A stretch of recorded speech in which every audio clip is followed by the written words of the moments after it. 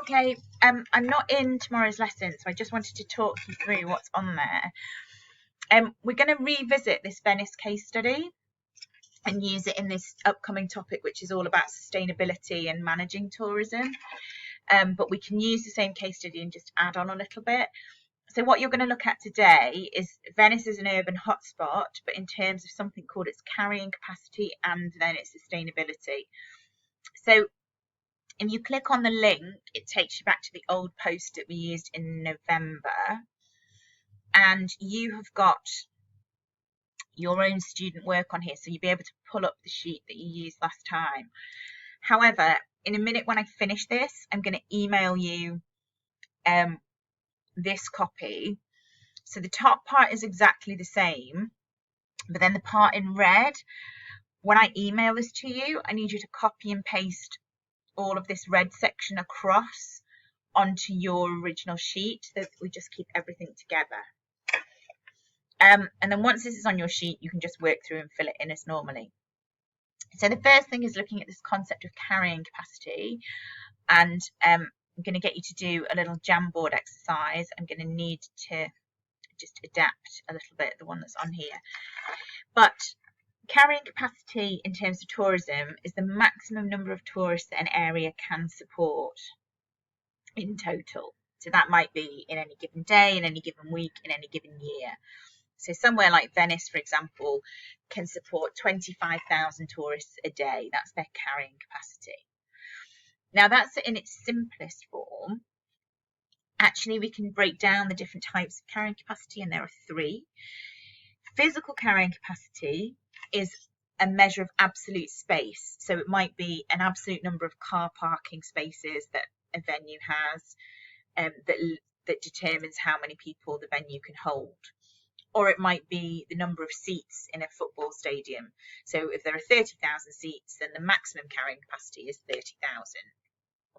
For tourist and leisure resorts, it might be things like the number of hotel beds. So a particular resort might have 3,000 hotel bedrooms, therefore that's the carrying capacity of that resort. So physical carrying capacity is something that you can actually tangibly measure the number of. We also have ecological capacity, and that's the level of use that a tourist area can take before it starts to get environmentally damaged. And the two might be very different. So physically, you might be able to have 25,000 visitors every day to Venice, let's say, but actually those 25,000 are causing 25,000 are causing quite a lot of ecological damage.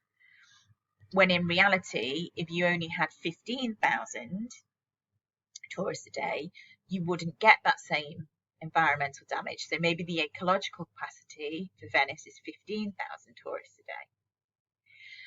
And then the third one is perceptual carrying capacity. How are things perceived by the tourists? So the level of crowding, for example, that a tourist might tolerate could be a perceptual carrying capacity measure. Or the amount of environmental damage even that they can see might be a perceptual carrying capacity measure. But that's going to vary from person to person. So one person might be quite happy to stand in amongst a big crowded space and not be bothered by it. Somebody else might find that really oppressive and it might put them off going there. So it's how the number of people that are in the space is perceived.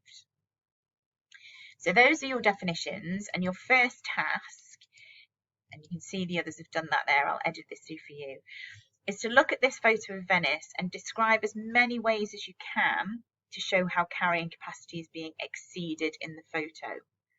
So add some sticky notes and try and colour code them. So if you think it's being exceeded on a physical level, i.e. there are too many people for, let's say, the amount of hotels that are available or something, then you could put that down as a physical carrying capacity potential measure. If you think it's something ecological, give it the different colour coding. If you think it's something perceptual, give it the third colour coding. But have a go at listing out in all the different ways you can think of how this area is being affected and how the carrying capacity is being exceeded. So do that as a little starter. And then you're going to drill down in a little bit more detail by reading page 60 and 260 and 261, which is this one here. So read through, it's basically just a page and a half up to this point. And this first section pretty much talks about the physical carrying capacity. And then it moves on to talk about economic and social issues and how local people perceive the problems that tourists create. So a lot of this is about the perceptual carrying capacity from the eyes of a local resident. Okay, and there's a little bit here again about cruise ships, and then there's little bits about waste management in this section here. There's not too much on ecological carrying capacity in this one, but read through it and then you're going to fill in the table. So outline the ways in which the carrying capacity of Venice is being challenged physically, ecologically, perceptually, and put your evidence in here so you've got some actual examples that you can give. And then finally, we need to think about, well, how can we manage some of these things? If carrying capacity is being exceeded, it means that tourism isn't sustainable in Venice.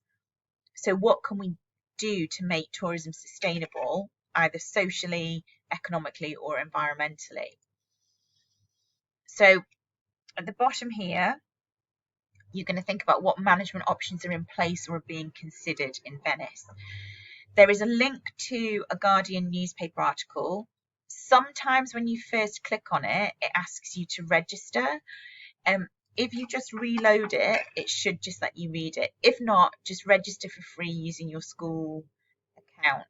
It seems to be stopping me now. I think I've probably been on it too many times, but if not, just register and then it will let you read through the article. It's quite a short article, and I've picked out 5 schemes that are being used or considered to try and improve the sustainability of the tourism.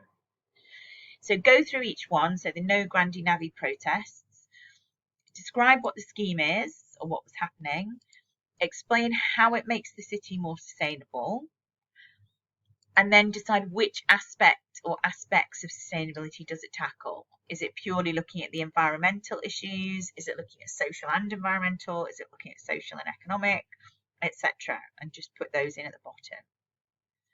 So all of that should take you the lesson plus your homework time. And then what you will end up with on one sheet, so adding to that original work you've done on Venice, you've now got information on carrying capacity and sustainable tourism. So you've got kind of a nice holistic case study.